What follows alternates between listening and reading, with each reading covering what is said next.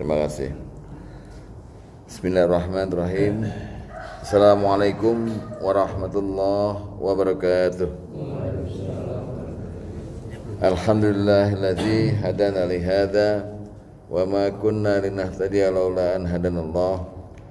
Asyhadu an la ilaha illallah wahdahu la syarika lah wa asyhadu anna Muhammadan abduhu wa rasuluhu la nabiyya ba'dah. Allahumma shalli wa sallim wa barik ala Muhammad wa ala alihi washabihi wa mawalah wa la haula wa la quwwata illa billah. Amma ba'du fa ya ibadallah, usikum wa nafsi bittaqwallah wa ta'atihi la'allakum turhamun.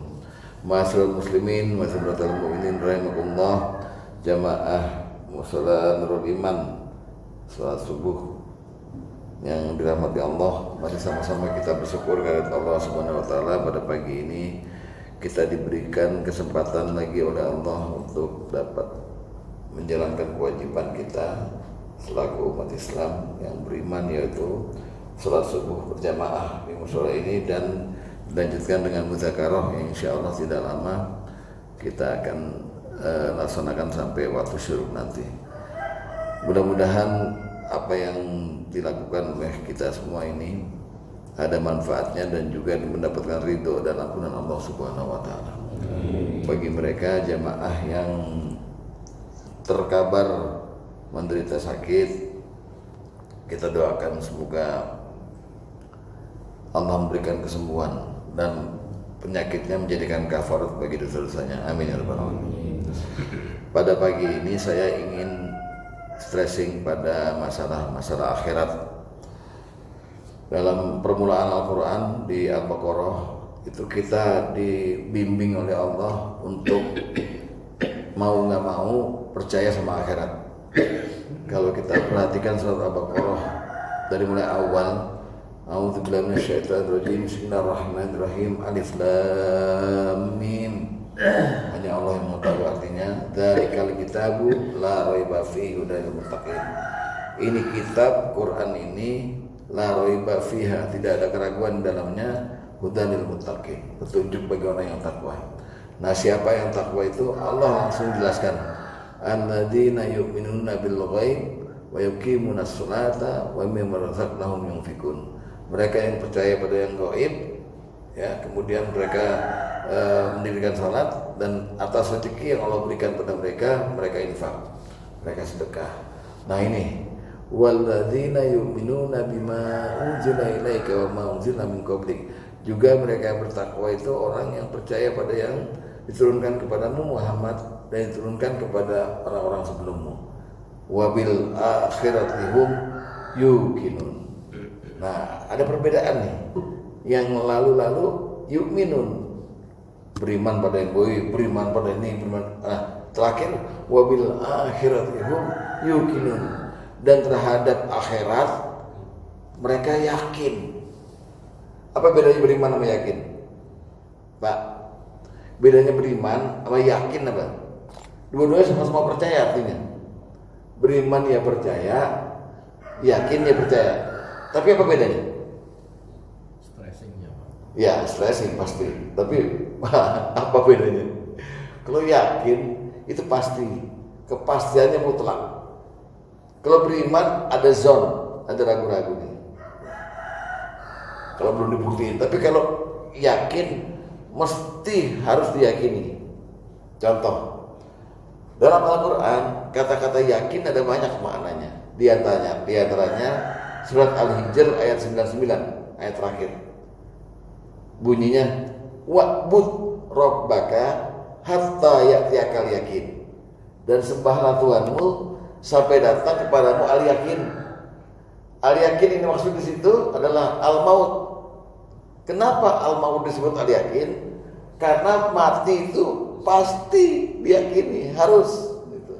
Nah, jadi stressingnya tadi yakin itu alladzina wal bil akhirati hum yuqinun, terhadap akhirat kita mesti yakin.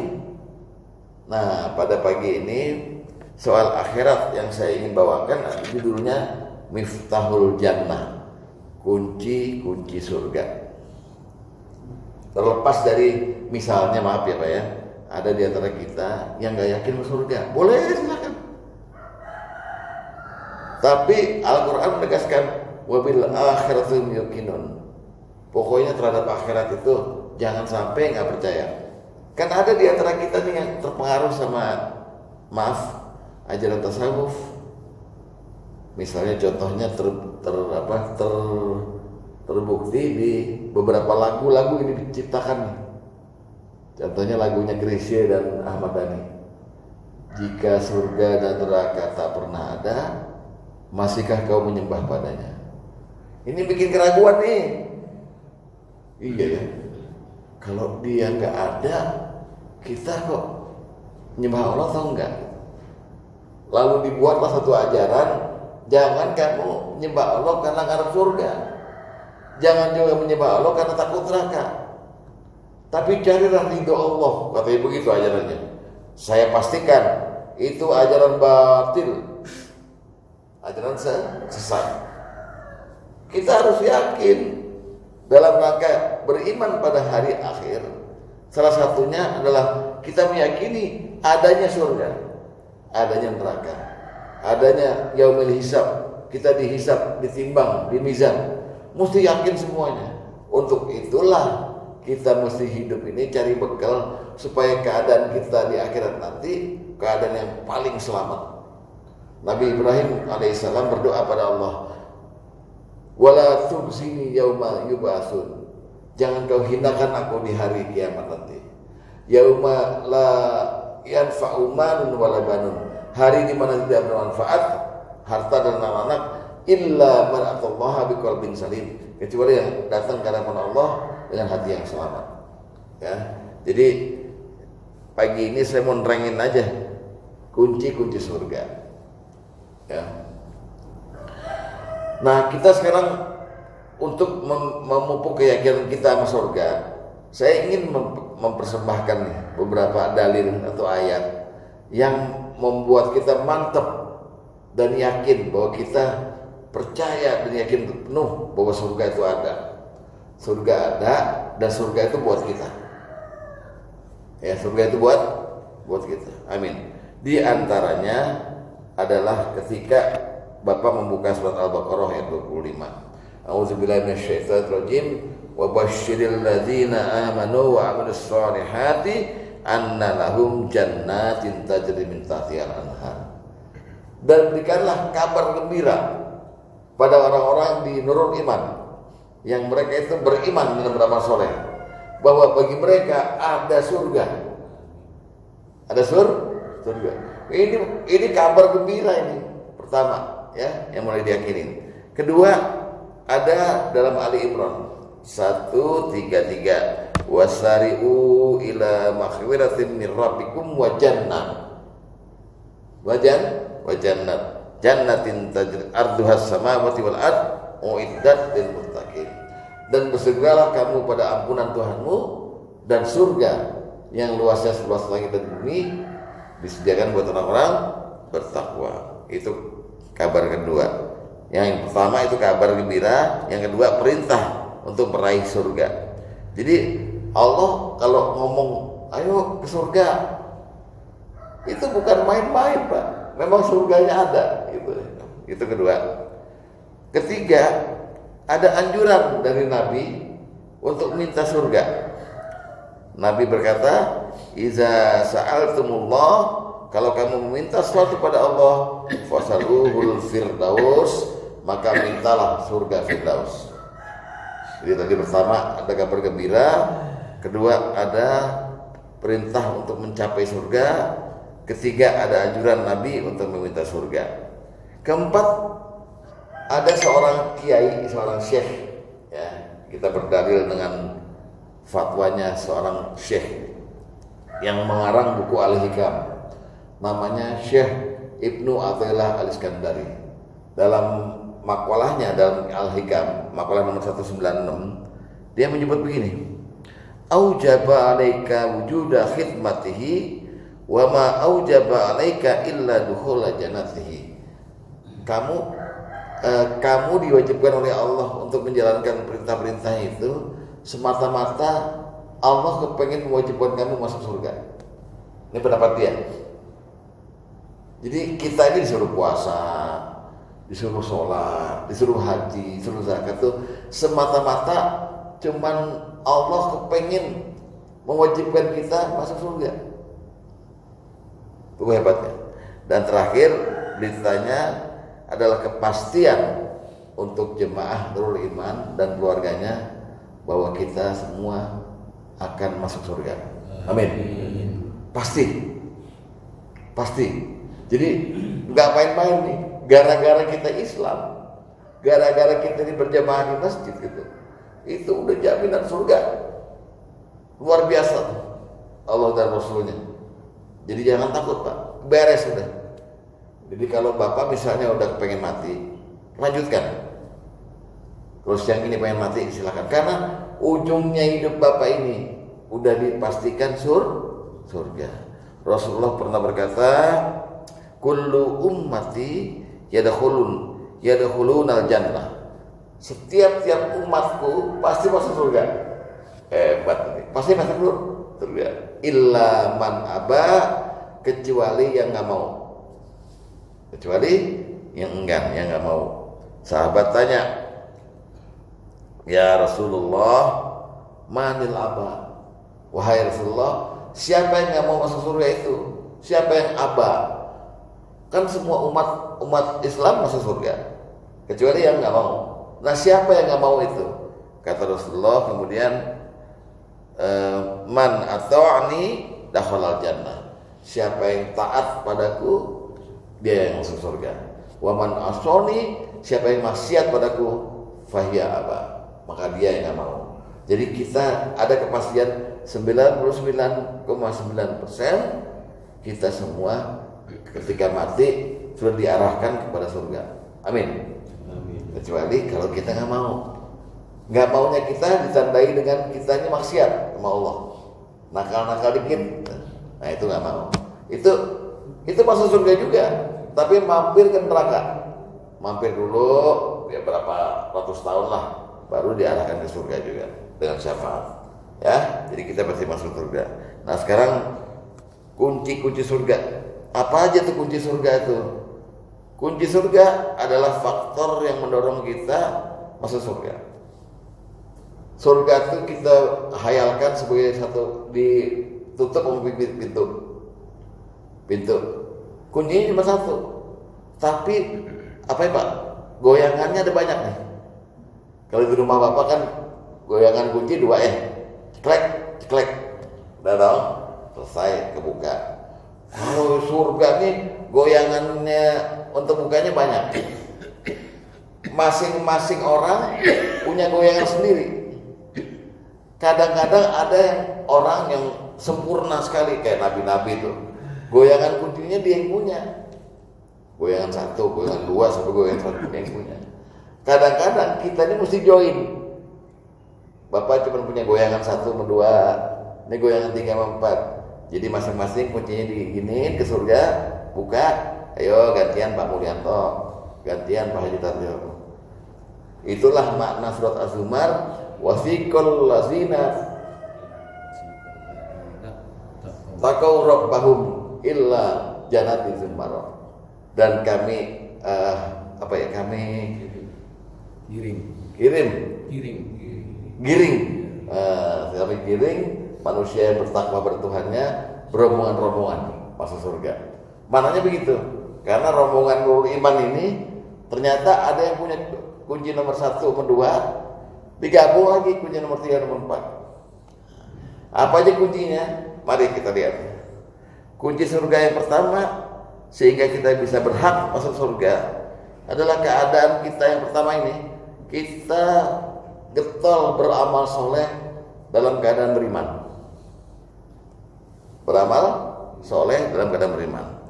Silakan cek An-Nisa 124, wa may ya'mal minas solihati min dzakari aw unsa wa huwa mu'minun. Barang siapa yang mengerjakan amal soleh baik laki-laki maupun perempuan sedang mereka dalam keadaan beriman, faulaika yadkhulul jannah wala yuzlamuna nakira. Jadi siapa orang yang laki-laki maupun perempuan beramal soleh, ya, dalam keadaan beriman, maka mereka masuk surga dan tidak akan dirugikan sedikit pun. Pertama, saya yakin orang yang datang kemari nggak mungkin nggak beramal soleh. Ya, pengorbanannya luar biasa Pak ke masjid ini, luar biasa. Udah anginnya dingin, ini apa? Pilek nih kan? Apa pileknya karena dia ngumpulin duit korban nggak tahu dah. Pokoknya pilek berkorban ya. Yang kedua, kunci surga yang kedua mungkin dimiliki oleh bapak-bapak, mungkin tidak ya. Jihad dan sabar. Jihad dan sabar. Jihad itu artinya dua. Satu dia berjuang, satu lagi sungguh-sungguh. Kalau ada orang sholat main-main, dia nggak jihad. Tapi kalau ada sholat khusyuk, mantap, jihad. Lalu berjuang tuh begini. Tidak ada perkara agama ini yang tidak dicapai dengan perjuangan. Bapak mau zakat, bapak berjuang cari uang buat zakat. Bapak mau haji, berjuang. Bapak mau sholat, berjuang mencapai tempat wudhu, khusyuknya segala macam berjuang. Namanya yang kedua kunci surga, jihad dan sabar. Ini Allah sindir dalam surat Ali Imran 142. Allah berfirman, am hasibtum an tadkhulul jannata walamma ya'lamillahu alladhina jahadu minkum wa ya'lamas sabirin. Apakah kamu mengira bahwa kamu akan masuk surga sedangkan belum nyata bagi Allah kamu itu jihad dan belum nyata bagi Allah kamu itu sabar? Pak terima udah dapat di rumah ada ibu sabar, beres sudah. Itu kunci surga nomor berapa tuh? Ya, kita bini kita bukan ibu sabar soalnya. Ya. Jadi kunci yang kedua jihad dan sabar. Nah, kita breakdown dulu, kita breakdown yang jihad aja. Satu hari turun ayat yang menyatakan Allah ngajak kita bisnis. Ada Pak ayatnya. Jadi kalau Bapak mau keren, bukan bisnis sama orang-orang itu yang koruptor, bisnisnya sama Allah. Silakan nanti di rumah cek surat As-Saff surat 61 ayat 10. Apa kata Allah? Ya ayyuhalladzina amanu, wahai orang-orang beriman, hal adullukum ala tijaratin tunjikum min azabin alim? Apakah kamu mau bisnis sama saya? Kata Allah nawarkan diri. Apakah kamu mau bisnis sama saya? Tijarah, berdagang sama saya. Kalau kamu berdagang sama saya, ini perdagangannya menyebabkan kamu tidak masuk neraka. Kata Allah, nggak masuk neraka. Tunjikum min azabin alim. Dengan kamu bisnis sama saya ini, kamu terlindung dari api neraka. Jawabannya mau kan? Kata Allah, syaratnya tu'minuna billahi wa rasulih, engkau beriman pada Allah dan Rasulnya, wa tujahiduna fi sabilillahi bi amwalikum wa anfusikum, dan kamu berjihad di jalan Allah dengan hartamu dan dengan dirimu. Korbankan Pak duit Bapak itu dan korbankan diri Bapak ini untuk sebanyak-banyaknya manfaat buat orang lain. Jihad itu kunci surga. Kalau kita sanggup begitu, kata Allah, dzalikum khairul lakum in kuntum ta'lamun. Yang begini ini sangat baik buat kamu kalau kamu tahu.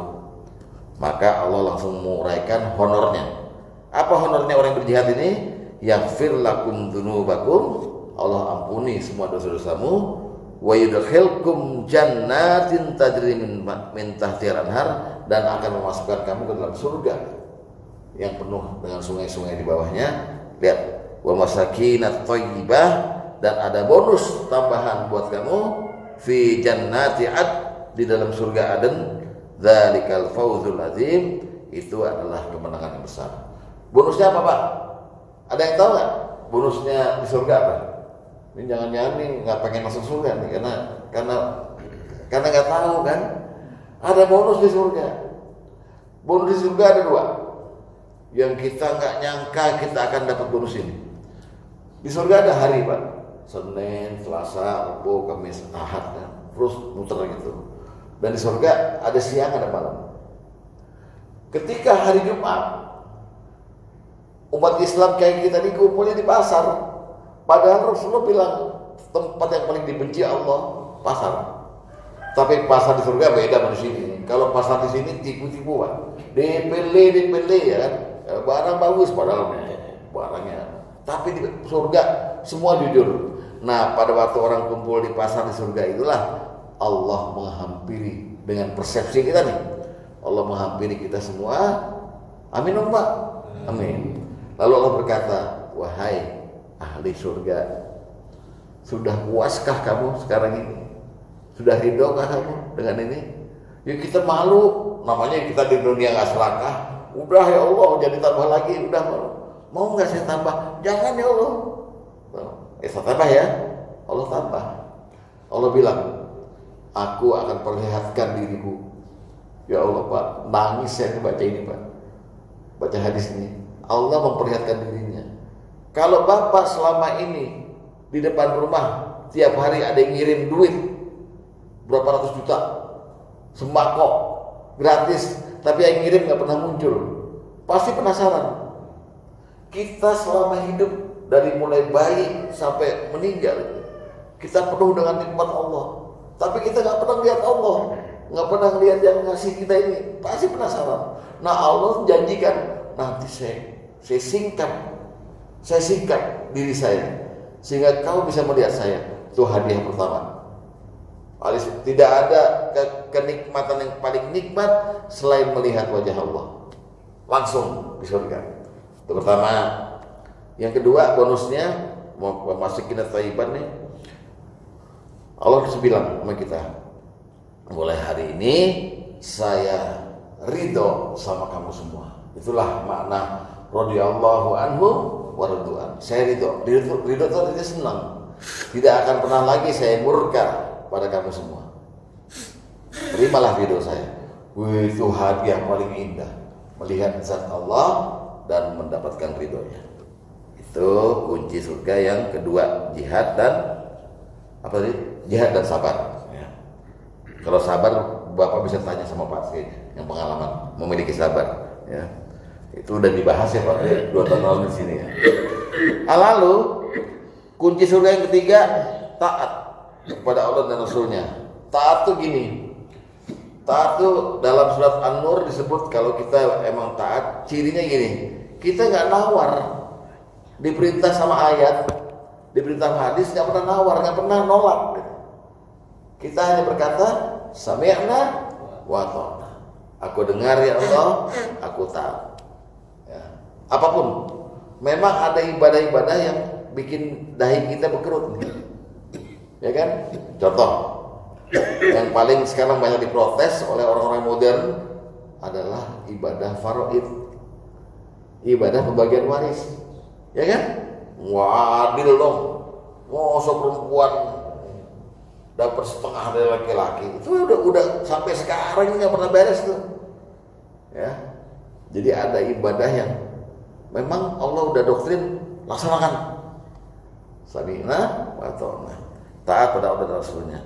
Ini Bapak bisa cek di surat Al-Fat, surat 48 ayat 17. Bunyi ayatnya, wa may yuti'illaha wa rasulahu yudkhilhu jannat. Siapa yang taat sama Allah dan Rasulnya akan dimasukkan dalam surga. Itu janjinya. Itu kunci yang ketiga. Jadi kunci pertama tadi adalah, lupa saya. Apa yang pertama? Iman dan amal soleh. Yang kedua jihad dan sabar. Ketiga kuncinya adalah taat pada Allah dan Rasulnya. Yang keempat, ini agak penting.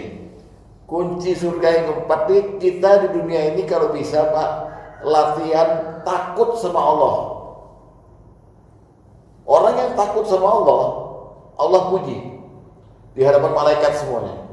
Jadi sekarang ini kalau kita misalnya merasa takut sama Allah, merasa diawasi, Allah kan tahu nih. Maka Allah umumkan, wahai penduduk langit, wahai makhlukku yang ada di langit, malaikat-malaikatku, ini ada hambaku namanya Rudi, tinggal di Mawar. Dia takut sama aku. Diumumkan Pak, dipamerin kita, ya, takut sama Allah. Kalau Bapak ingat surat Al-Bayyinah kalimat terakhir di ayat 8, ayat 7 ayat 8. Ayat 8. Allah berfirman, dzalika liman khasyya rabbah. Yang demikian itu adalah untuk orang yang takut kepada Tuhannya. Apa yang dimaksud? Surga. Karena Allah menerangkan, innal ladzina amanu wa amilus solihati ulaika hum khairul bariyah. Sungguh orang yang beriman dan beramal soleh, mereka makhluk yang terbaik. Jazaohum inda rabbihim, balasan untuk mereka dari Tuhan mereka, jannatul adnin tajri min tahtiha al-anhar, surga Aden yang penuh dengan sungai di bawahnya itu, khalidina fiha abada, mereka tinggal dalamnya kekal selama-lamanya, ya kan? Radhiyallahu anhum wardu'an, Allah ridha pada mereka, mereka ridha pada Allah. Dzalika liman khasyya rabbah. Surga yang kayak gitu itu untuk yang takut pada Tuhannya. Nah, apa yang dimaksud takut sama Allah? Diterangkan lagi dalam ayat lain gitu loh. Jadi takut itu adalah cirinya nahan nafsu. Takut cirinya nahan nafsu. Siapa yang bisa nahan nafsunya, berarti dia telah dianggap udah takut sama Allah. Allah berfirman dalam An-Nazi'at, wa amma man khafa maqama rabbi, siapa-siapa yang takut dengan Tuhannya gitu ya, wa nahan nafsa anil hawa, dan menahan nafsunya, hawa nafsunya. Lalu Allah berfirman, fa inna jannata hiyal ma'wa, maka tempat tinggalnya adalah di surga. Jadi kita takut, Pak. Takut itu ya jangan kayak orang-orang sekarang, pejabat-pejabat tuh udah nggak takut sama Allah, udah korupsi, keluar dari KPK pakai orange, masih ketawa-ketawa, hehehe, cengar-cengir, ya. Kalau orang takut udah Pak, nyesel, malu. Kadang-kadang kita melihat Islam ada di orang kafir. Coba tengok orang Jepang, orang Korea zaman dulu. Kalau dia malu harga dirinya, dia bunuh diri. Karena dia udah nggak sanggup hidup menghina dirinya sendiri gitu loh, ya. Jadi takut sama Tuhan itu merupakan kunci surga. Lalu kunci surga berikutnya menjauhi dosa besar. Menjauhi dosa besar. Manusia tidak ada yang tidak punya dosa. Rasulullah menegaskan, ya, kullu bani Adam khata'un. Setiap manusia pasti punya dosa. Maksudnya setiap hari kita memproduksi dosa. Terbanyak dosa yang kita produksi dari sini nih, lihatin nih. Kedua dari sini nih. Ketiga dari kemaluan. Itu muter aja dosa manusia tuh tiap hari. Ya. Jadi dari sini, dan dari sini. Dari ini sama ini kita sering melanggar An-Nur ayat 30. Dari sini kita sering melanggar Al-Ahzab ayat 70. Udah, itu doang dosanya manusia. Jadi lisan kita nggak kita jaga, maka lahirlah dosa. Mata kita jelalatan, lahirlah dosa. Mata jelalatan menyebabkan otak kotor, sehingga kemaluan membenarkan, jadi itu zina. Itu doang dosa kita. Nah, tapi kata Rasulullah, wa khairul khatta'ina at-tawwabun. Sebaik-baik orang yang berdosa, mereka yang mau tobat. Nah, salah satu bentuk tobat itu kita itu mempersempit ruang gerak badan kita untuk buat dosa dengan cara dosa-dosa kecil kita beresin pelan-pelan, banyak-banyak zikir. Dosa besar kita udah usir. Namanya menjauhi dosa besar. Allah berfirman dalam surat An-Nisa ayat 31, in tajtanibu kabair ma tunhauna anhu nukaffir ankum sayiatikum wa nudkhilkum mudkhalan karima. Jika kamu menjauhi dosa besar yang Allah larang bagi kamu, ya, maka Allah akan mengampuni dosa-dosamu dan Allah akan memasukkan kamu ke dalam tempat yang mulia, yaitu surga. Dosa besar yang paling besar ada 7. Kata Rasulullah, jauhi al-mubiqat, jauhi 7 dosa besar yang membinasakan. Apa itu? Syirik pada Allah, durhaka kepada orang tua, zina, khamar dan lain-lain itu, makanan harta anak yatim, menuduh orang zina dan sebagainya. 7. Tapi di bawahnya dosa besar yang lainnya menyusul, ada banyak sekali. Itu nanti kita bahas di bab lain, ya. Tapi kita dituntut untuk kuncinya yaitu yang kesekian, yaitu menjauhi dosa besar. Nah, kunci selanjutnya adalah ini yang berat nih Pak. Ini kebanyakan orang nggak lulus.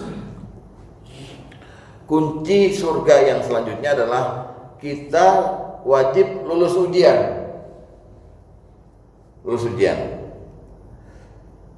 Allah berfirman dalam Al-Baqarah 214, Am hasibtum an tadkhulul jannah?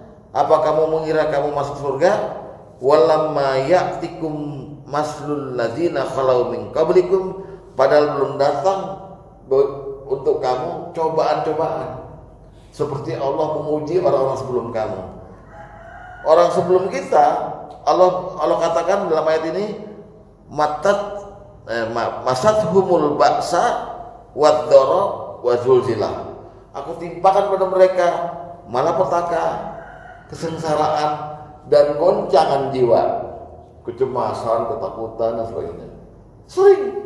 Nah, bagi kamu aku akan timpakan 3 itu. Kalau kamu sanggup menghadapinya, kemudian kamu tetap ridho sama Allah, maka balasannya surga. Tapi bagi yang nggak terima dengan musibah yang ini, yang nggak terima nih, protes itu, lalu menghujat Allah, aku belokkan dari surga ke neraka. Jadi perlu Pak, sekarang kita memahami musibah Allah itu bukan Allah menghina kita.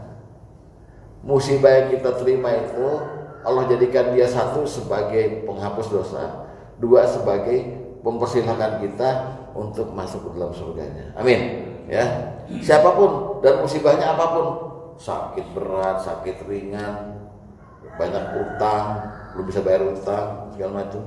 Pokoknya musibah itu menimpa kita, maka kita pasrahkan pada Allah, kita terima musibah ini sebagai jalan Allah mencintai kita.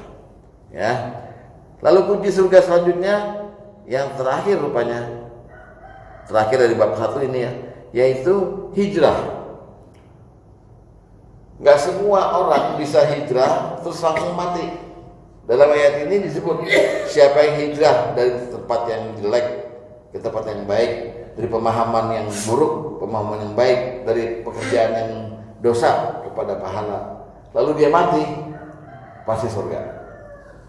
Pasti surga. Ya. Dalam surat Al-Hajj ayat 58 Allah berfirman, "Walladzina hajaru fi sabilillah summa kutilu aw matu." Orang-orang yang hijrah di jalan Allah kemudian dia mati atau terbunuh, rizqan hasanah, Allah akan berikan dia rezeki yang baik yang berupa surga, karena Allah pun baik-baik memberi rezeki. Nah, itulah kunci-kunci surga. Bab terakhir sedikit Pak, 10 menit lagi, adalah prakteknya. Tadi petunjuk pelaksanaan. Kalau dalam bapak-bapak ada yang ASN kan bikin juknis. Sekarang bab kedua juknisnya, petunjuk teknisnya. Yang dimaksud iman, takwa, takut, apa segala macam itu Rasulullah menguraikan. Di antaranya pertama kunci surga itu ya pelaksananya ya adalah takwa dan berakhlak baik. Takwa dan berakhlak baik. Rasulullah berpesan begini. Rasulullah ditanya nih. Su'ila Rasulullah SAW. Rasulullah ditanya, an aksari ma yudakhilun nasal jannah. Apa perkara yang paling banyak menyebabkan orang masuk surga? Rasulullah menjawab, taqwallahi wa husnul khuluq, bertakwa pada Allah dan punya akhlak yang baik. Akhlak yang baik diterangkan Rasulullah ada 8 cirinya. Pertama, langsung saya terjemahkan aja Pak ya.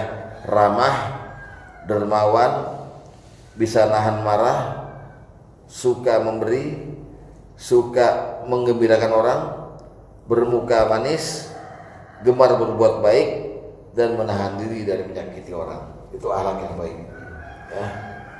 Itu udah pelaksanaan kunci surga tuh. Yang kedua, melaksanakan rukun Islam dengan sempurna. Ya, satu hari sahabat Rasulullah nyamperin Rasulullah sambil berkata begini, akhbirni bi amalin ya Rasulullah yudkhilul jannah wa yub'idu fi anin nar. Kabarkan padaku ya Rasulullah, amal-amal apa yang menyebabkan aku bisa masuk surga dan tidak dimasukkan dalam neraka. Rasulullah kemudian menguraikan, engkau beribadah jangan syirik, engkau sholat, engkau zakat, puasa Ramadan, dan engkau haji. Serius mengerjakannya dengan jihad tadi, insya Allah surga. Amin. Bapak-bapak yang belum haji, niatkan haji. Niatkan aja. Saya nggak bilang berangkat lah, niatin aja. Jangan kira nanti niat bapak itu kalau sungguh-sungguh tiap malam bapak bilang, ya Allah pertemukan saya dengan Ka'bah. Saya ingin sekali ke sana. Entah dengan umroh, entah dengan pokoknya pengen. Kalau Allah kabul, jangan nyangka min haitsu la yahtasib, berangkat semua ini. Amin. Berangkat sama keluarga, bener Pak. Tapi kalau orang nggak niat, Allah kabul nggak niat. Ustadz saya coba tukang becak. Berapa sih tukang becak ngumpulin Mbah Haji, mana sanggup saya. Sampai mati dia nggak bakal sanggup. Jadi sekarang niatkan, ya serius melakukannya. Maka itu kunci surga. Makanya Rasulullah berpesan, al-hajjul mabruru laisa lahu jazaa'u ilal jannah. Haji mabrur nggak ada lagi balasannya kecuali surga. Ya.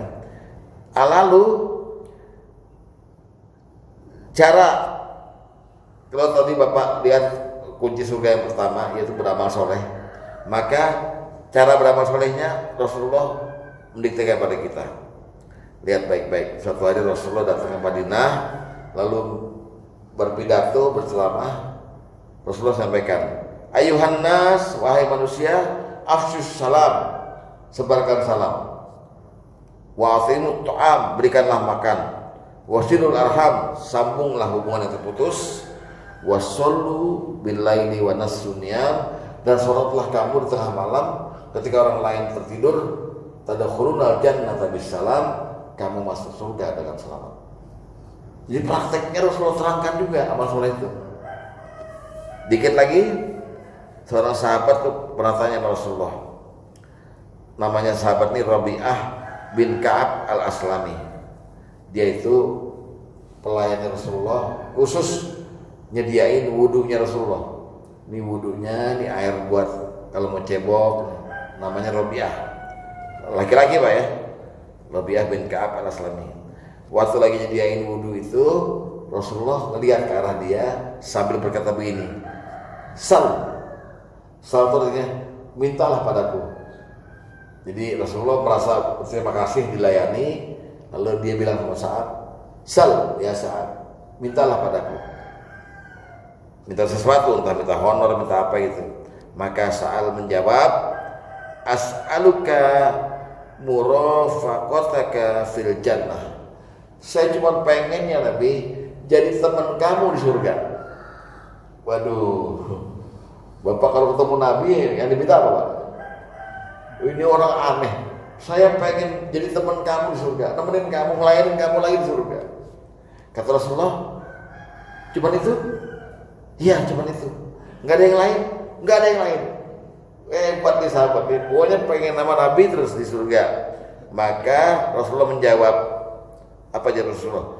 Fa'inni ala nafsika bikasratis sujud, banyak-banyak bantu aku untuk mewujudkan keinginanmu itu dengan cara kau perbanyak sujud. Dalam Islam sujud ada berapa? Ada 4 ya. Sujud dalam sholat, sujud syukur, sujud tilawah, sujud sahwi. Ya, jadi perbanyak sujud adalah salah satu kunci surga. Iseng aja Pak, walaupun Bapak tahu misalnya yang berkantor masih berkantor siapa nih? Tiap tanggal 1 gajian, udah tahu kita. Tapi demi kita menjadi orang yang bersyukur, tiap kita tahu saldo kita nambah tanggal 1 sujud syukur. Terima kasih ya Allah, saya masih digaji. Ya, dan sebagainya. Yang paling penting dan terakhir, kunci surga yang agak berat. Rasulullah pernah berkata begini, al-muhsinu orang yang baik itu man ahsana man asa'ahu. Orang yang sanggup berbuat baik kepada orang yang jahat sama dia. Maka kunci surga yang terakhir ini agak berat nih Pak, adalah ya kata Rasulullah, salasun, 3, man kunna fihi hasabahullahu hisaban yasira. Siapa yang sanggup melaksanakan ini, maka Allah akan hisab dengan hisab yang mudah. Wa dakhalahul jannata birahmati, dan akan Allah masukkan dia dalam surga dengan rahmatnya. Apa itu? 1, tu'ti man haramaka. Bapak ngasih pada orang yang pelit sama bapak. Ngasih pada orang yang pelit. Pak, benci nggak orang pelit? Orang bakhil, benci kita Pak. Duh, pelit amat itu. Nah, kita sanggup ngasih sama orang yang benci sama kita, orang yang bakhil sama kita. 2, wa ta'fu amman zalamaka. Memaafkan orang yang jahat sama kita. Waduh, maafin. Udah saya maafin. Ya, dan yang ketiga, wa tasilu man qata'aka, dan sambung orang yang musuhin kita. Saya dimusuhin nih sama Pak Mulyanto, saya datang ke rumahnya bawa Kentucky, nggak saya racun enggak, terus saya kasih racun enggak. Saya Pak, assalamualaikum, maafin ya, saya yang salah dia, saya minta maaf, saya bawain Kentucky, apa nggak enak tuh? Tapi itu orang yang masuk surga tuh yang begitu, bukan dia yang masuk surga, saya masuk surga. Ya, berikanlah. Saya kira cukup ya, masih banyak tapi cukup itu aja deh. Semoga pada manfaatnya. Usikum masih Allah. Wassalamualaikum warahmatullahi wabarakatuh. Ya, coba ada pertanyaan? Waduh, jelas semua. Kalau nggak ada saya yang nanya. Ya, Pak Tri menanya. Yang dimaksudkan akhirat itu apakah kehidupan setelah kematian? Iya. Atau setelah ada hisab, orang ke surga atau ke neraka? Iya, baik. Itu aja Pak. Terus ada lagi. saya pernah baca, tapi lupa di surat apa, kalau nggak salah di surat Hud ayat 64 itu ada kalimat yang menurut saya tangkap itu surga dan neraka itu ketika orang masih bernapas. Itu pengertiannya gimana? Surga dan neraka Adanya itu pada saat orang masih bernapas. Oh ya. Itu maksudnya gimana? Baik. Terus saya lihat itu dulu Pak. Yang pertama dulu ya. Yang pertama tadi apa ya? Kematian akhirat dimulai dari mana? Oh iya, baik. Akhirat itu kalau menurut akidah Islam dimulai dari orang masuk ke liang lahat. Kenapa disebut akhirat? Karena dia akhir dari hidup dia. Makanya Utsman bin Affan pernah lewat di kuburan, terus dia nangis. Ditanya sahabat, kenapa kamu nangis? Kata Utsman bin Affan, al-qabru, kuburan itu awwalu min manzilil akhirah, adalah awal dari akhirat. Siapa yang selamat di sini, selamat di sono. Nah, waktu menuju di sono, itu adalah satu lagi kehidupan setelah kiamat, namanya akhirat. Di mana harinya ada 11. Yaumul ba'ats, yaumul kiamah sendiri, yaumul mizan, yaumul hisab, yaumul fasl, yaumul semuanya. Itu akhirat semua. Dan akhirat, puncak dari akhirat adalah surga dan neraka. Surga dan nerakanya. Gitu. Jadi gitu. Nah, kata Al-Qur'an, walal akhiratu khairul laka minal ula. Dan sungguh negeri akhirat itu lebih baik dari yang kamu sekarang tempatin ini. Itu yang Allah bicarakan, negeri akhirat yang mengarah ke surga. Pasti lebih nyata, lebih baik, lebih enak. Jadi bandingannya begini Pak. Kalau Bapak merasa makan pisang tuh enak di dunia nih, Bapak punya kebun pisang, pisangnya juga bagus, nggak ada hamanya, dipetik enak. itu makan, 1 enak, 2 enak, 3 masih enak, 5 masih enak, 6, 7 mulai enak, bukan enak, 8 muntah, 9 udah kekenyangan. Di surga terbalik, 1 enak, 2 makin enak, 3 tambah enak, 4 enak, 5 terus makan, karena nggak ada batasnya nikmat Allah itu. Istri juga begitu. Istri di dunia pertama mantap, kedua enak, terima. Lama-lama enak juga, bosan. Di sana terbalik, makin enak, mau perawan gitu. Gitu Pak. Akhirat tuh begitu. Ya gambarannya gitu. Nah pertanyaan nomor 2, saya terus terang harus terus terang, saya belum paham tuh. Insya Allah saya pelajarin dulu Pak ayatnya. Hud beda ya Pak ya? Hud 64 ya? 64 apa ya? Enggak, memang ya.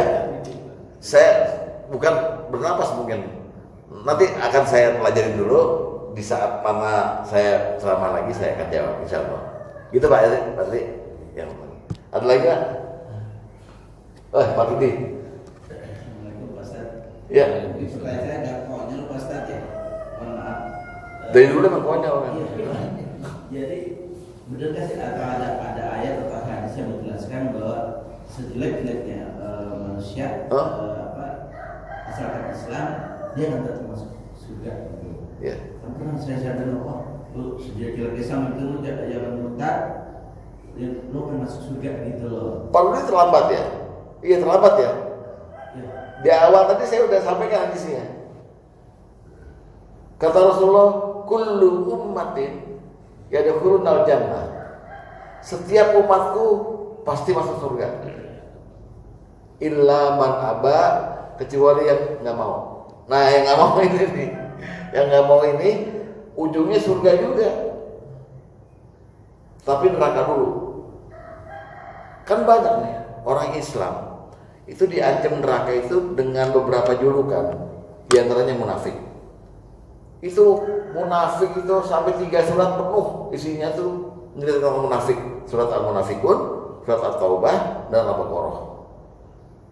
Itu semuanya Allah ceritain orang Islam itu Pak, yang nantinya masuk surganya terhalang dengan nerakanya dulu. Itu. Tapi kita semua udah pasti masuk surga. Kata Bapak, sejelek-jeleknya orang, iya betul, masuk surga. Cuman ilaman apa itulah orang yang terhalang surganya karena dia mesti dicuci dulu. Jadi orang berdosa tuh Pak, itu persis sama emas dilapisin sama logam lain. Untuk balik lagi murni menjadi emas murni, mesti diapain? Dibakar. Orang berdosa kayak begitu. Dia tadinya emas, orang bertauhid ini dikemul sama dosa nih. Nah untuk supaya dia entas, supaya jadi orang yang berhak masuk surga, maka dia mesti dibersihin dulu dosanya. Caranya Allah lebih gimana? Dibakar. Orang berdosa itu kayak ikan pindang Pak. Ikan pindang kalau mentah itu bau. Untuk membuat ikan pindang jadi harum, diapain? Allah punya penggorengan namanya neraka, digoreng dulu. Nggak usah takut Bapak, malaikat tahu tuh gosong apa belum, itu dibalik lagi. Kalau udah harum maka dioper ke surga, karena udah habis baunya semuanya gitu. Tapi intinya semua orang Islam pasti masuk surga, kecuali yang mau mampir dulu ke neraka gitu. Ya, kalau di hadisnya begitu. Ada. Karena kita terjebak ya Pak. Semua orang terjebak rata-rata.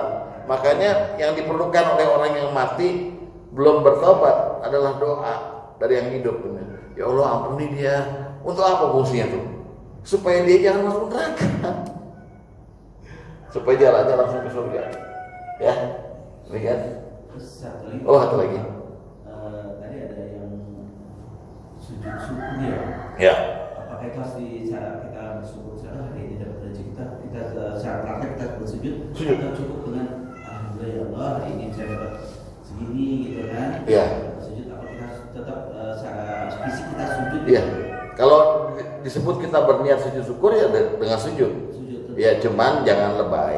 Banyak orang lebay nggak di mall di mana main tuh. Itu yang Cari tempat. Cari tempat, ntar di musola atau ntar sampai rumah baru. Jangan sampai rumah juga belum masuk garasi udah buka mobil. Allah, terima kasih Allah, jangan terlalu lebay kayak sinetron nih Pak. berarti bisa ditunda. Iya, cari tempat. Nah, Lagi sholat. betul, nggak saat itu juga. Ya, gitu Pak ini. Ya. Baik, ada lagi Pak? Ya. Silakan Pak Busro. Assalamualaikum warahmatullahi wabarakatuh. Waalaikumsalam warahmatullahi wabarakatuh. Terima kasih Ustaz. Ya, Saya akan bertanyakan ini mengenai sholat taubat. surat sobat.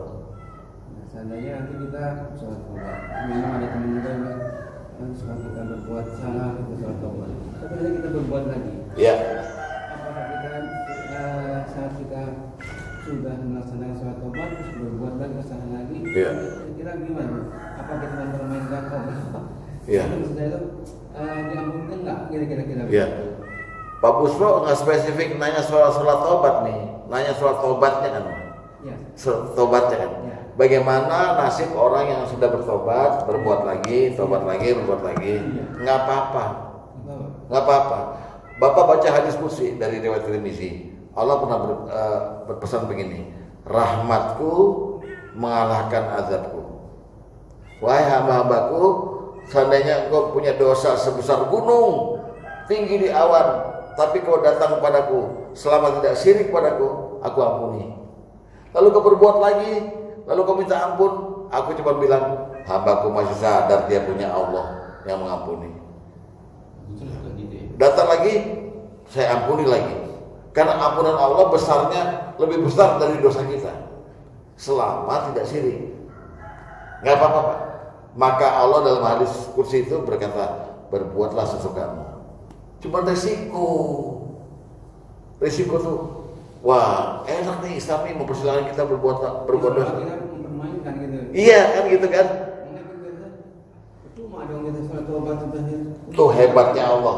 Selama Bapak berbuat dosa, tapi Bapak sadar punya Allah yang bisa mengampuni dosa, itu udah di mata Allah. Saya ampuni. Makanya Allah punya sifat Ghafur dan Rahim. Ghafurur Rahim, Tawwabur Rahim, gitu. Jangan takut Pak, tapi jangan ulang lagi. Ngerinya begini. Berbuat dosa, niatnya mau tobat, mati sebelum tobat. Nah itu yang nggak diampuni, gitu. Karena kita nggak tahu umur Pak, gitu loh problemnya. Ya Pak. Jadi boleh gitu. Bukan boleh, wajar. Manusia perlu Sering. pengalaman pribadi. Bukan sering, makanya kadang-kadang gitu tuh ada temen Paham? sholat taubat gitu. Itu berbuat lagi. Iya. Bukannya iya, jadi seolah kita mempermainkan. Manusia begitu Pak. Sebetulnya pada waktu dia berbuat begitu, dia disebut oleh Rasulullah berdosa karena kejahilan, karena kebodohan dia. Karena kalau dia pintar nggak mungkin begitu. Padahal udah tahu itu kan jangan dilakukan. Nah, bukan lagi. sebetulnya Bapak bilang, padahal udah tahu. Padahal dia nggak tahu Pak. Nggak tahu aslinya. Karena dia terhalang sama hawa nafsunya. Gitu. Jadi digambarkan oleh seorang, Bapak tahu Imam Al-Ghazali, pengarang buku Ihya Ulumuddin. Dosa itu seperti anak bayi yang menyusu. Bertobat itu seperti anak bayi yang disapih. Sengsara Pak. Dosa itu nikmat karena seperti anak bayi yang netek. Tapi bertobat itu seperti anak bayi yang disapih. Nggak netek. Bapak punya anak kan? Waktu disapih ibunya mana tuh anak? Tersiksa seminggu, nangis, nyari tete ibunya. Diganti sama botol nggak mau. Seperti itu. Jadi wajar kalau orang itu ketagihan dosa. Tapi bahwa dia sadar punya Allah yang mengampuni dosa, itu hebatnya orang. Gitu ya. Jadi ya terusin aja Pak. Kalau mau hati-hati aja gitu. Ayo. Jadi kalau susunya udah keluarga, cari yang cari. Susu cuma contoh doang Pak.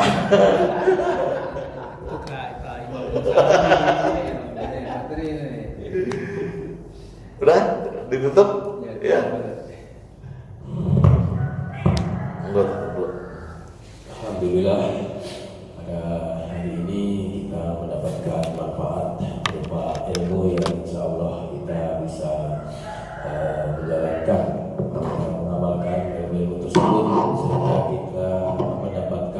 kunci-kunci surganya. Amin. Terima kasih kepada guru kita yang telah menyampaikan ilmunya. Mudah-mudahan mendapatkan amal jariah, keberkahan, rahmat Allah dan ampunan kita semua. Demikian kajian subuh pada pagi hari ini kita akhiri dengan membaca kafaratul majlis. Subhanakallahumma wa bihamdika asyhadu an la ilaha illa anta astaghfiruka wa atubu ilaik. Ilahi taufiq wal hidayah. Wassalamualaikum warahmatullahi wabarakatuh. Waalaikumsalam warahmatullahi wabarakatuh.